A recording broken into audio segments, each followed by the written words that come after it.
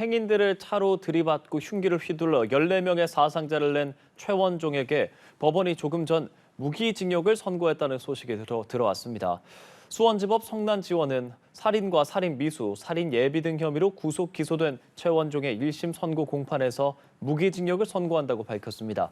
법원은 범죄 수단과 방법이 잔인하다며 이같이 판시했는데요. 최원종 지난해 8월이었죠. 분당구 AK플라자 분당점 부근에서 모친의 승용차를 몰고 인도로 돌진하고 이후에 백화점으로 들어가서 흉기를 휘두른 혐의로 재판에 넘겨졌습니다.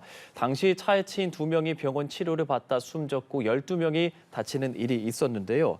더 자세한 내용은 오늘 사건 현장, 혐의 그리고 관련 내용들에 대해서 임주의 변호사 모시고 이야기 좀 나눠보도록 하겠습니다. 어서 오십시오. 네, 안녕하세요. 예, 제가 조금 전 전해드린 대로 1심 선고 공판이 종료가 됐고 무기징역이 선고가 됐습니다. 어떤 사건이었는지 그 당시 많은 분들이 충격을 받고 기억은 하시겠지만 차차 좀 짚어보도록 하겠습니다. 상황, 혐의부터 좀 짚어볼까요, 저희? 네, 지난해 8월 3일이었습니다. 분당의 AK플라자 앞에서 끔찍한 일이 발생하고 말았는데요. 모닝 승용차를 가지고 행인들에게 돌진을 해서 2명의 살해당하게 만들었고요. 그렇습니다. 그리고 3명의 부상자, 그리고는 이 쇼핑몰 안으로 들어와서 무차별하게 흉기로 사람들을 찌르는 그런 일이 발생했습니다. 이에 따라서 14명의 어떤 그런 사상자가 발생을 했던 끔찍한 사안이었는데요. 이에 대해서 검찰은 그러니까 살인 혐의에 대해서 이제 최종적으로 사형을 구형을 했고요. 그렇죠. 지금 방금 전에 1심에 대한 선고가 있었는데 이에 대해서 무기징역이 선고가 되었습니다. 예. 지금 이 흉기 난동 사건으로 인해서 정말 많은 피해자가 발생을 했고 국민들의 불안감도 매우 높았다는 점에서 이제 검찰은 지금 극악무도한 범죄이다. 어떤 재범의 우려도 높으며 반성의 여지가 없다는 취지에서 사회로부터 영구 격리할 필요성이 매우 높다고 보아서 사형을 구형했지만 이번 1심 법원의 판단은 무기징역으로 내려졌습니다. 아니, 최원종이 심신미약을 주장하고 그런 진지하지 않은 반성의 태도를 보였다고 전해지고 있습니다. 이건 어떤 내용입니까?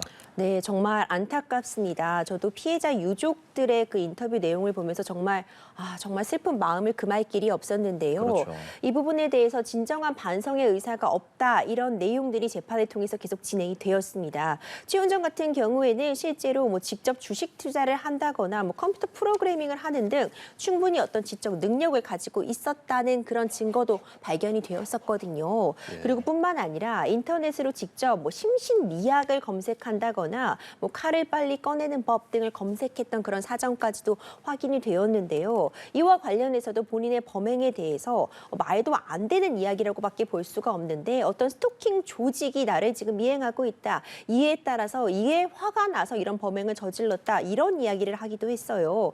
그러고서는 이제 본인의 어떤 정신병력 등을 이유로 해서 심신미약 사유를 주장하기도 했는데 이런 부분에 대해서 진실한 반성의 의지가 없어 보인다. 이런 비판이 거셀 수밖에 없었고요. 잔인한 반인륜적 범죄이며 마치 게임하듯이 사람의 목숨을 경시했다고 검찰은 주장을 그렇습니다. 하면서 이에 대해서 사형을 구형했었습니다. 사형을 구형했고 결과적으로 지금 1심에서는 이렇게 나오게 된 건데 법원의 판단 내용들 제가 좀 말씀을 드리면 경위나 정황 그리고 피해자 유족들의 고통을 감안하면 사형에 처해야 한다는 의견을 이해할 수 있다. 하지만 생명 자체를 영원히 박탈하는 사형에 대해서는 신중한 판단이 요구된다라고 지금 이야기가 나오고 있습니다. 법원으로서는 그런 점들을 좀 고려할 수밖에 없었던 사안이겠죠. 그렇죠. 사실 무기징역이 어느 정도 예측이 가능한 상황이긴 했습니다. 앞서 유사한 범행이라고 볼 수 있었던 이 신림동 흉기 난동 사건의 가해자 조선에 대해서도 지금 1심에서 무기징역이 선고되었습니다. 어떻게 보면 두 사건이 굉장히 유사한 형태를 띠고 있었다고 볼 수도 있는 부분들이 분명히 존재했었는데요. 그 사건의 경우에도 검찰은 동일한 이유로 극악무도한 범죄이며 어떤 재범의 우려도 높고 사회로부터 영구히 격리할 필요가 있다고 해서 사형을 구형했지만 재판부는 이제 1심 재판부의 판단은 무기징역이었거든요. 실질적으로 여러 요소가 고려될 수밖에 없는데 우리나라는 지금 20년이 넘는 기간 동안 실제로 사형이 집행이 된 바는 없습니다. 그렇기 때문에 세계적으로 이제 대한민국은 사형이 폐지된 국가, 실질적으로 폐지된 국가로 분리가 되어 있고요. 그리고 여러 선진국들에서 지금 사형이 폐지가 되는 그런 어떤 추세로 가고 있고 사형에 대해서 집행을 하는 것이 어떤 일륜적인 문제를 제기하고 있다고 보기 때문에 실제로 사형을 선고하기가 쉽지 않은 것은 현실입니다. 하지만 여러 가지 문제를 촉발하고 있는 것은 분명한데요. 무기징역 현재까지는 우리나라에서 어쨌든 가석방이 가능한 상태이고 그렇죠. 그리고 이 무기징역이라는 것이 사회로부터 영구의 격리를 의미한다고는 하지만 사실 이 유족들, 피해자들의 유족들의 입장에서는 결코 이것이 충분한 처벌이라고 받아들이기 어렵고 이에 따른 국민들의 법 감정도 마찬가지라고 보여지거든요. 예. 하지만 재판부에서는 일단 기본적으로 극악무도한 범죄 사실을 모두 인정을 했고요. 사회적으로 영구히 격리할 필요성도 인정이 되고 그 외에도 재범 우려까지도 있기 때문에 이런 예. 부분을 감안해서 일단 사회로부터 영구히 격리시키는 중형에 처한다고 하면서 어쨌든 사형 다음으로 가장 중한 형은 무기징역이거든요. 그렇기 때문에 죄질이 결코 가볍지 않다는 부분은 강조하면서 무기징역을 선고했습니다. 그렇습니다. 뭐 사형 이런 부분은 생각해볼 여지라는 게 논란의 여지도 좀 있고요. 1심 선고가 나온 것이니까요. 조금 더 이제 지켜봐야 될 것 같은데 최원중의 경우는 이제 그 본인을 해치려고 하는 스토킹 집단이 있다. 그런 류의 이야기들을 쭉 했던 걸 변호인이 정신감정 토대로 좀 치료 감호 필요하다라고 얘기했었잖아요. 이런 부분들도 계속 좀 반영이 되겠습니까? 네, 이런 부분이 사실 뭐 거의 반영될 여지가 없었다고 봐도 될 것 같습니다. 왜냐하면요, 어쨌든 무기징역이 선고가 되었고 사이코패스 측정도 했었는데 이 측정 결과 측정이 불가하다. 최현종은 그런 판단을 받은 바도 있습니다. 네. 그리고 본인이 어떤 정신과 진료 이력 등을 제출하면서 조현성 인격 장애를 오랜 기간 앓고 왔다고 이제 제출을 한 부분도 있었고 여러 가지 뭐 심신미약 감격을 주장하는 듯한 그런 의견서 등이 제출이 됐긴 했지만요. 기본적으로 이런 부분에 관해서 본인이 심신미약을 주장한다고 해서 다 받아들여지는 것은 아니고요. 정신과 진료 기록이 있다고 해서 바로 이걸 참작되는 것은 아니거든요. 그렇군요. 하나의 어떤 사유로서 여러 가지 기준에 따라서 판단을 받게 되는 것이지만 이번 범행 같은 경우에는 어느 정도 충분히 운전을 한다거나 컴퓨터를 활용하는 등의 인지 능력은 갖추고 있는 상태였고 본인이 뭐 스토킹 집단에 쫓기고 있었다거나 이런 망상적인 발언을 하고 있다고 해서 이것이 바로 양형에 있어서 그것도 감형의 요소로서 참작되기는 어려울 것으로 보이고 예. 이제 물론 1심 판단입니다. 지금 1심에서 그렇습니다. 무기징역이 선고가 되었지만 사실 2심 대법원으로 간다고 해도 이 형보다 감형이 될 확률은 극히 적지 않을까 이렇게 생각을 하게 됩니다. 그럼 이제 2심 대법이 남아 있게 되는데 어떤 부분에 좀 중점을 두게 되겠습니까? 아마 검찰에서는 이제 여전히 사형에 예. 대해서 한 번 더 주장을 해볼 여지는 있을 것 같습니다. 지금 우리 사회에서도 이 사형제의 존폐 여부에 대해서 굉장히 큰 사회적인 논의가 이루어지고 있는 것도 맞거든요. 이와 관련해서 어떤 가석방 없는 무기징역 독립 등도 지금 얘기가 되고 있고요. 이런 부분 관련해서 과연 가장 큰 형벌로 다스리는 것이 이런 극악무도한 범죄의 재범률을 낮추는 데 도움이 될 것이냐는 논의와 함께 사형이라는 것이 그렇다면 안 된다고 한다면은 다른 대안은 어떤 것이 있을지 이런 부분에 대한 논의도 이번 사건의 2심 그리고 대법원 판단과 함께 이루어질 것으로 보이고 무엇보다도 이번 판결이 피해자 유족분들에게 조금이라도 좀 위로가 됐으면 하는 바람인데 이 부분에 대해서도 국민 모두가 함께 좀 위로를 전해야 되지 않나 이런 생각이 듭니다. 예, 서현역 분당 흉기 난동범 최원종에게 무기징역이 선고됐다는 소식 다시 한번 짚어드리도록 하겠고요. 다음 사건에 대해서 좀 얘기해 보겠습니다. 웹툰 작가 주호민 씨 아동학대 혐의로 그 특수교사를 사실 고소했었고 1심 선고가 이제 나오는 그 내용에 대한 것들인데 일단 이 교권 이슈라든지 다양하게 많이 화제가 됐었습니다. 지금 재판부 판단 전까지의 과정을 저희 좀 돌이켜 볼까요? 네, 굉장히 큰 논란을 촉발시켰던 사건입니다. 이제 학교 폭력이 작년에 큰 화두로 떠올랐다면 이제 교권 침해 부분도 정말 큰 문제점으로 떠오르면서요. 대한민국 교육 현실이 어떻게 하다가 이렇게까지 되었는가 이런 안타까운 마음들 전하시는 분들이 참 많았거든요.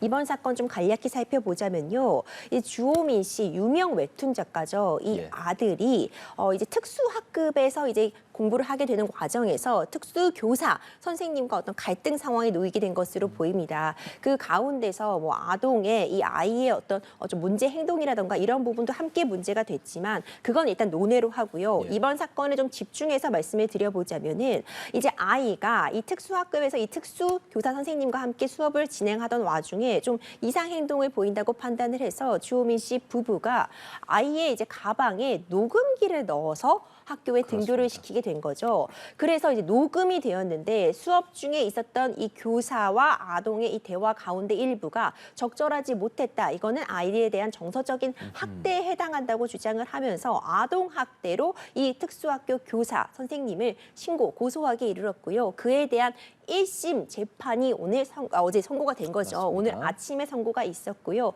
그 결과 벌금 200만 원의 선고유예가 내려졌습니다. 예, 검찰이 구형한 것은 앞서 징역 10월에 취업제 한 3년을 구형했었고 말씀해 주신 것처럼 벌금 200의 선고유예 판결이 그렇죠. 났습니다. 선고유예 한번 다시 좀 짚어봐도 괜찮을 것 같은데요. 예. 네, 선고유예는 사실상 법원에서 내려질 수 있는 어쨌든 가장 선처다. 유죄가 인정된 경우에 이렇게 볼 수가 있는데요. 기본적으로 일단 유죄는 인정이 되지만 비교적 가벼운 범죄에 대해서 선고를 미루고 그 이후에 2년간의 유예 기간이 지나면은 아예 없었던 일이 되는 것이라고 볼 수 그러면 있습니다. 저렇게 봤을 때 아동학대 혐의가 인정됐다라고 볼 수 있는 겁니까? 그렇죠. 기본적으로 유죄의 판단은 맞습니다. 우리가 기본적으로 뭐 징역형이 나왔다, 집행유예가 나왔다, 선고유예가 나왔다, 뭐 기소유예가 나왔다 이런 표현들이 있는데 예. 선고유예의 경우에는 일단 재판부의 판단을 받더라도요. 이 녹음된 내용이 지금 정서적 학대에 해당하느냐가 문제가 되었거든요. 그 녹음된 내용에 대해서 그렇죠. 일정 부분 이제 아동을 이제 정서적으로 교육하고 보호해야 할 지위가 있는 선생님이 하기에 좀 부적절한 부분이 있었다. 아동 학대 혐의가 인정이 된다는 부분은 인정을 했지만 비교적 그 형도나 혐의가 가볍고 다수의 학부모들이 이에 대해서 선처를 구하고 있으며 그 죄질이 그렇게 나쁘지 않고 평소에 특수교사로서 맡은 바 소임을 다 했다는 점을 참작을 하여서 그러니까 선고를 유예한다고 밝혔는데 선고유예는 이제 우리가 흔히 말하는 뭐 전과가 남지도 않거든요. 이 기간만 잘 지나게 된다면요. 그 유예일로부터 2년이 기간인 거죠? 그렇죠. 예. 그렇기 때문에 기본적으로 어떻게 보면은 뭐 가벼운 형이다라고 평가를 할 수도 있겠지만 예. 중요한 부분은 사실상 이 부분 이런 말을 했다는 행위, 교사가 이 수업 과정에서 이런 부적절하다고 볼 수도 있겠지만 그런 부분에 대한 발언을 했다는 행위로 아동 학대 혐의가 인정됐다는 점이 지금 좀 또 문제나 사회적인 논의를 촉발시킬 수 있는 부분입니다. 예, 일부 발언에 대해서는 유죄로 인정하고 일부 발언은 부적절하긴 하지만 고의는 없었다라고 그렇죠. 봤다라는 판시들이 지금 나와 있는데 말씀해 주신 것처럼 주호민 씨가 이제 아들의 가방에 녹음기를 넣었고 그렇죠. 그로 인한 녹음 파일 이것이 증거로 인정되느냐가 핵심 화두였는데 사실 그 전에 대법 판례에서는 인정되지 않았던 경우들이 좀 있었거든요. 맞습니다. 이번에 좀 특수하다고 본 걸까요? 그렇습니다. 사실 이 아동학대 관련해서 특히 정서적 아동학대 혐의에 대해서 어떤 교사가 지도하는 과정에서 또 수업을 하는 과정에서 하는 그런 언행에 대해 이게 정서적으로 아동학대가 인정될 수 있는가 없는가는 1심 법원에서도 여러 차례 판단을 받은 바 있는데 예. 그때마다 사안마다 좀 달리 평가된 경우가 있었습니다. 경우에 따라서는 이 정도의 뭐 언행에 대해서는 아이를 훈육하는 차원에서 지도 과정에서 충분히 있을 수 있었다고 본 경우도 있었고 또 경우에 따라서는 이런 부분이 정서적 아동 학대로 인정이 된다고 본 부분도 있었거든요. 사실 이번 사건에서 문제됐던 부분은 여러 차례 이제 언론에도 공개됐다시피 예. 뭐 고약하다. 그런 부분은 뭐 너가 고약하다고 했거나 너는 싫다 이런 식으로 부정적인 언사를 한 부분은 인정이 되고 있는 와중인데 일단 문제가 될 수 있다고 지적된 부분은 이 교사 측의 변호인도 거듭해서 주장했던 것이 지금 녹음기를 아이 가방에 몰래 넣어서 지금 이 증거가 확보가 된 거거든요. 예. 그렇기 때문에 불법적인 증거다라는 부분이 쟁점이 되었습니다. 맞습니다. 근데 이제 확실하게 짚고 재판부도 넘어간 부분은요. 이게 지금 주호민 씨가 대화 당사자인 그런 대화를 녹음한 것이 아니라 아들과 선생님의 대화를 제3자인 부모가 녹음을 한 거라고 볼 수밖에 없거든요. 네. 그렇기 때문에 이런 부분이 통신비밀보호법상 문제되는 그런 타인 간의 대화에 대한 녹음은 맞다고 봤지만 다만 아이가 지금 지적 장애를 앓고 있는 부분, 자폐를 앓고 있는 부분, 그리고 이 특수학급에 이제 CCTV 같은 부분이 별도로 설치가 되어 있는 것은 아니고 정상적으로 아이가 진술을 하기 어려웠다는 그런 사정들을 고려할 예. 때 이런 녹음기를 보내는 행위는 어떤 아동 학대 혐의를 입증하기 위해서 정당한 행위였다. 위법성이 조각되는 행위라고 봤거든요. 하지만 여전히 좀 논란이 될 수 있는 부분은 이 녹음 이 부분이라는 것이 선생님이 지도하신 수많은 나날들 중에 하루였고 부분이었고 또 예. 문제가 되는 대화는 전체적인 맥락 부분의 일부잖아요. 이것만 해놓고 봤을 때 우리가 과연 우리의 하루 종일 우리가 일하는 과정 내내를 누군가 내가 모르는 사이에 녹음한다고 했을 때 문제되는 언행이 하나도 없었을까 이런 부분을 비춰본다면은 이번 판결에 대해서 좀 논란이 있을 수는 있는 부분일 것 같고요. 어쨌든 최종적으로 이 몰래 녹음한 부분에 대해서도 이건 충분히 위법성 조각 사유가 된다 할 수 있는 행동이었다고 봐서 증거로 인정을 했고 이를 근거로 아동학대 혐의에 대해서 이제 벌금 200만 원의 선고유예 판결이 내려졌습니다. 예, 오늘 사건 현장 이 웹툰 작가 주호민 씨가 고소한 특수교사 벌금형의 선고유예 나온 것 그리고 최원종 무기징역 나온 것까지 저희 함께 짚어봤습니다. 임주혜 변호사의 말씀 들어봤습니다. 고맙습니다. 감사합니다.